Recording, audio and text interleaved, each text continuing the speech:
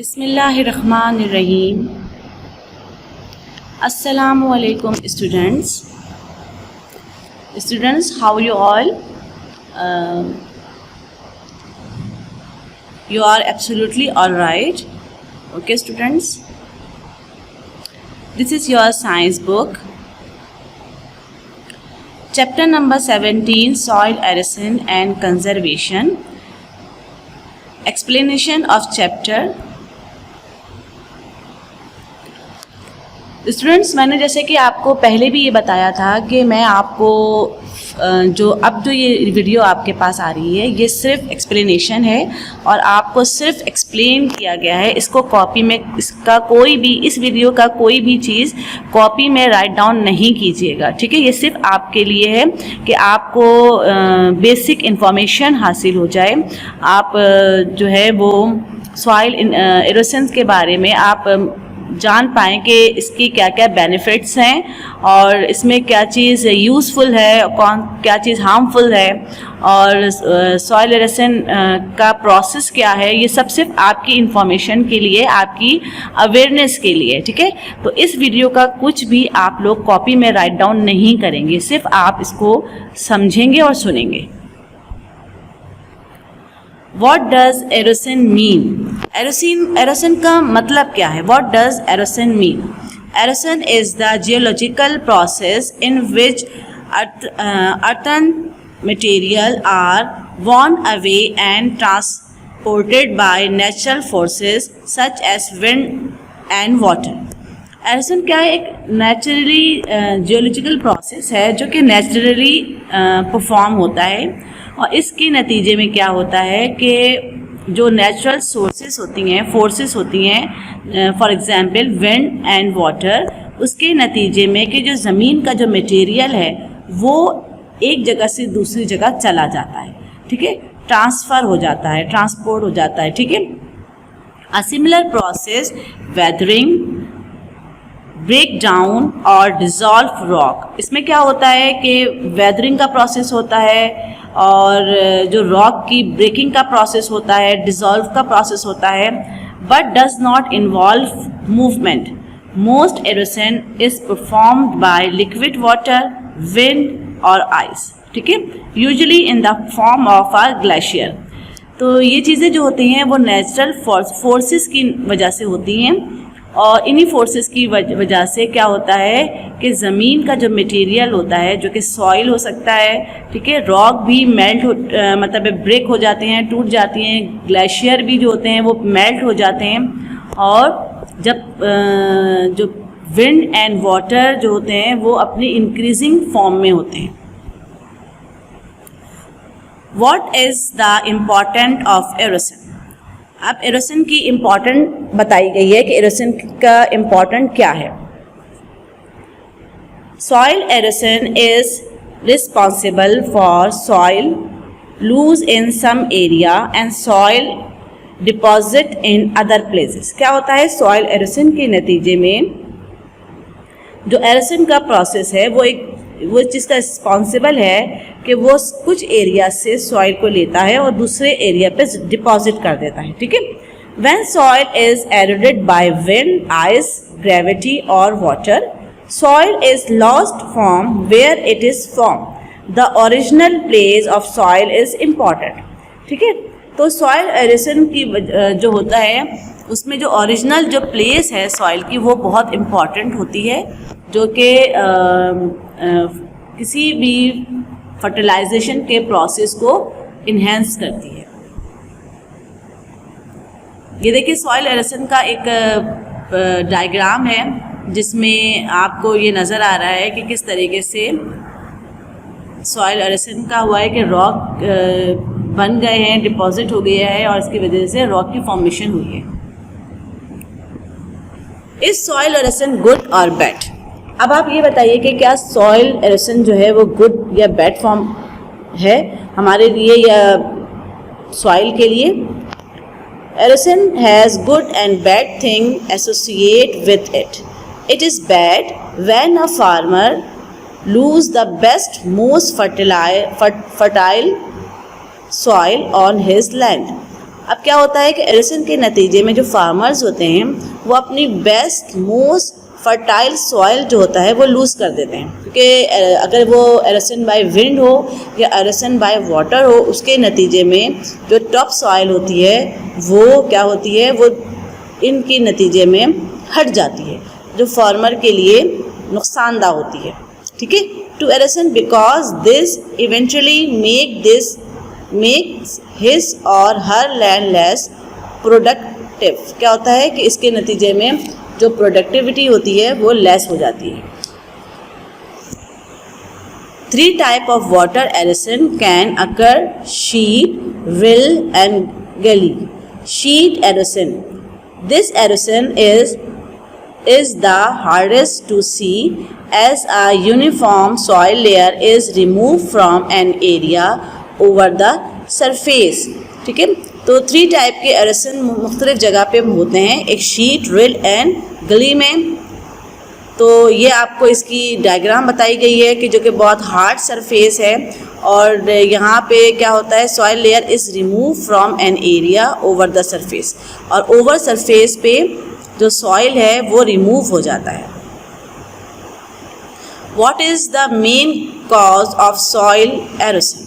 Soil erosion का main cause बताइए, वजह बताइए। Running water is the leading cause of soil erosion. जो रनिंग वाटर है, जो कि फ्लूड की सूरत में भी हो सकता है, रेन वाटर की भी सूरत में हो सकता है, ये एक कॉज है सॉइल एरोशन का। Because water is abundant and has a lot of power. ठीक है, वाटर में बहुत ज़्यादा पावर होती है।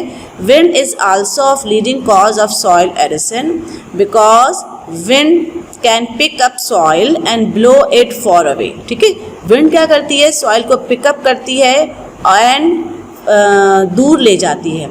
Activities that remove vegetation, disturb the ground और allow the ground to dry, और एक्टिविटीज़ दैट इंक्रीज एरोशन। अब ये तमाम मेन कॉजेज़ बता दिए हैं कि जिसकी वजह से एरोशन होती है।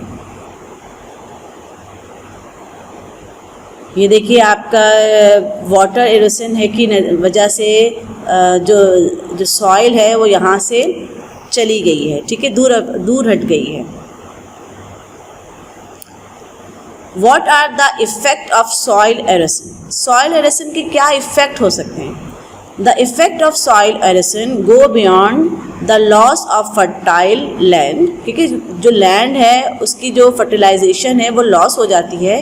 It has led to increased pollution, और इसके नतीजे में जो पोल्यूशन है वो इंक्रीज़ हो जाता है। And sedimentation in stream and river, clogging these waterways and causing decline in fish and other species, और मुख्तलिफ जो रिवर में मौजूद स्पीशीज़ हैं उनके लिए भी ख़तरा हो जाता है। And degraded land are also often less able to hold on to water which can frozen flooding, और जब बहुत ज़्यादा फ्लूडिंग होता है, सैलाब आता है, उसके नतीजे में भी यही होता है कि लैंड के लिए बहुत प्रॉब्लम क्रिएट हो जाती है, और जो वाटर में स्पीशीज़ होती हैं, फिशेस होते हैं, क्रैब्स होता है, इनके लिए भी प्रॉब्लम्स होती हैं, और ये उसके इफ़ेक्ट्स में आ जाते हैं। Wind erosion is a natural process that moves soil from one location to another by wind power। जैसे कि मैं आपको पहले भी बता चुकी हूँ कि जो विंड एरोशन है वो एक नेचुरल पावर है, नेचुरल सोर्स है, जिसके नतीजे में जो सॉइल है वो अपनी लोकेशन से हटके दूसरी जगह चला जाता है। Okay, wind erosion can be cause by light wind that roll soil particle along the surface through to a strong wind that lift to large volume of soil particles into the air of create dust storm। अब क्या होता है कि जब तेज़ हवा चल रही होती है, तेज़ विंड चल रही होती है, तो ये अपने साथ जो होता है लॉट ऑफ सॉइल को लेके चलते हैं, और क्या क्रिएट करते हैं, डस्ट स्टॉर्म। रेत का आपने तूफ़ान का नाम सुना होगा, डस्ट स्टॉर्म होता है, और आपको ये पिक्चर इस बात को इंडिकेट कर रही होती है। What are 3 ways to prevent soil erosion? आपको 3 वेज इसमें कौन कौन से हैं जो कि सॉइल एरोशन से बचाते हैं? ठीक है, ओके।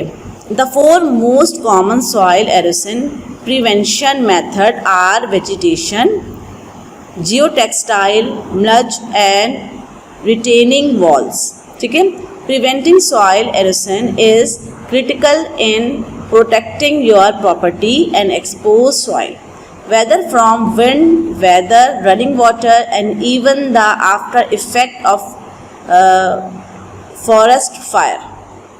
ठीक है, आप क्या कर सकते हैं, आप जो है ना वेजिटेशन का प्रोसेस कर सकते हैं, आप प्लांटेशन का प्रोसेस कर सकते हैं, ट्रीज़ लगा सकते हैं। इसके अलावा आप क्या कर सकते हैं, रिटेनिंग वॉल बना सकते हैं जो कि आपकी सॉइल को प्रिवेंट करेगा। किससे करेगा? विंड से, वेदर से, रनिंग वाटर से।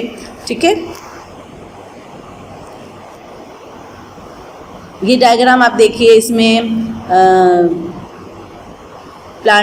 जो प्लांटेशंस हैं, इसमें जो क्रॉप्स हैं वो ग्रो हो रहे हैं, और जितनी ज़्यादा मतलब है प्लांटिंग होगी उतनी ज़्यादा जो सॉइल एरोशन है वो कम हो जाएगा। How can wind prevent soil erosion?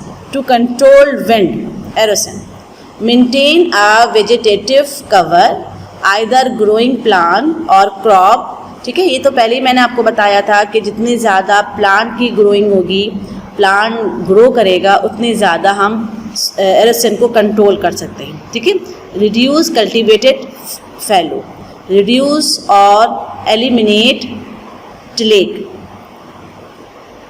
ठीक है, रिड्यूस और eliminate tillage. Number 4, if you do till, choose a tillage implement that breathes less residue and reduce lake speed. Number 5, plant and maintain field shelter and avoid overgrazing. ठीक है, ये चंद चीज़ें हैं जो कि कंट्रोल अगर हम करें तो उससे सॉइल एरोशन को कंट्रोल किया जा सकता है। ठीक है, कि अगर जैसे कि ओवर ग्रेजिंग का प्रोसेस ना हो, जो एनिमल्स जो होते हैं वो प्लांट्स को खाते हैं, तो वो कम से कम हम उन एरियाज़ में जहाँ पे फर्टिलाइजेशन का प्रोसेस हो रहा था वहाँ पे इनसे उनको दूर रखा जाए। इसके अलावा प्लांट्स को मेंटेन किया जाए, बाकायदा शेल्टर वगैरह बनाए जाएं। इसके अलावा क्या किया जाए कि रिड्यूस जो होता है वो आपको एलिमिनेट किया जाए लेक को, ताकि वो कम से कम प्रोसेस में हो। इसके अलावा कल्टीवेटेड जो होता है वो भी कम हो।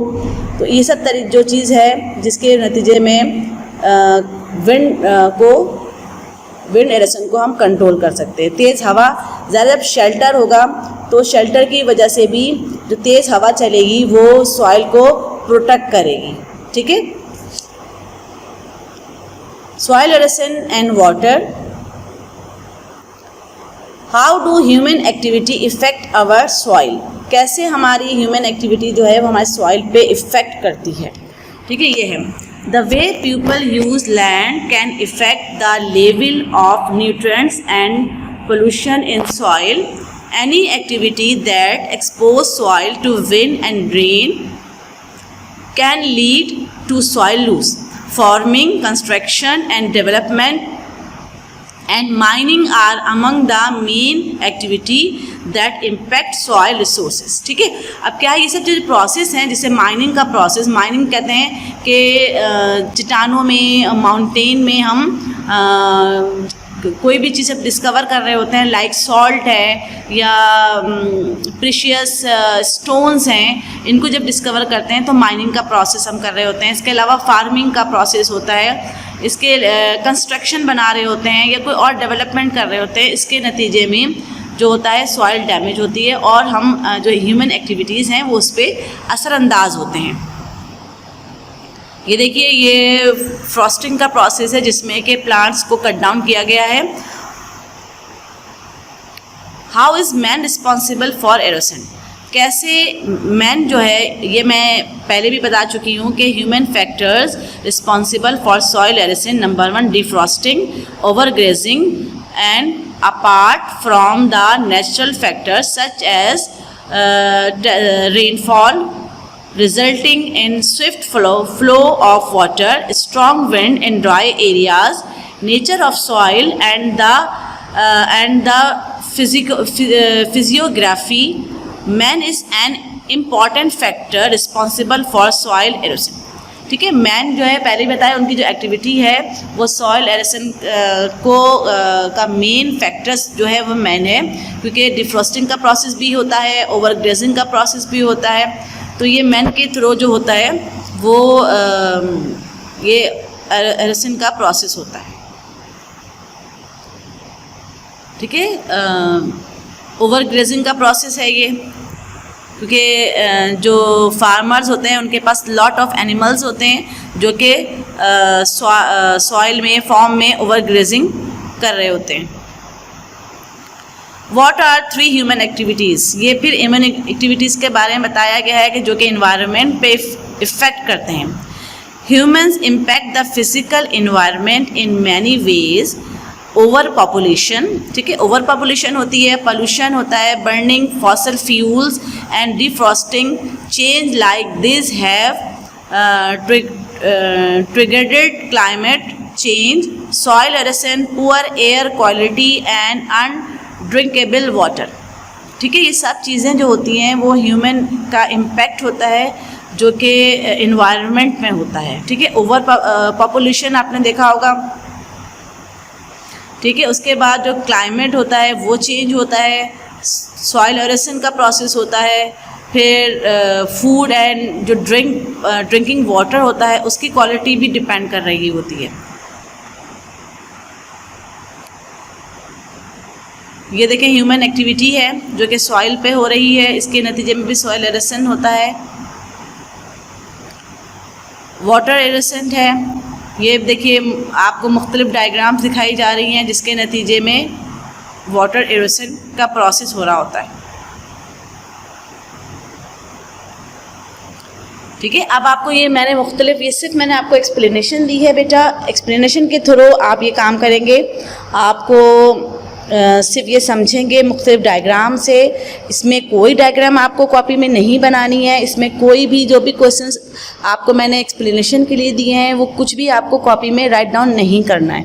ठीक है, ये सिर्फ आपकी अवेयरनेस के लिए है, आपको नॉलेज प्रोवाइड करने के लिए। ठीक है, अपना बहुत ख्याल रखिएगा, बहुत अच्छे से आप काम कीजिएगा, पढ़िएगा और अपना टाइम जो है वो प्रॉपर वे में डिस्ट्रीब्यूट कीजिएगा। ठीक है, ताकि आपका जो टाइम है वो वेस्ट ना हो। ठीक है, ओके बेटा, अल्लाह हाफ़िज़।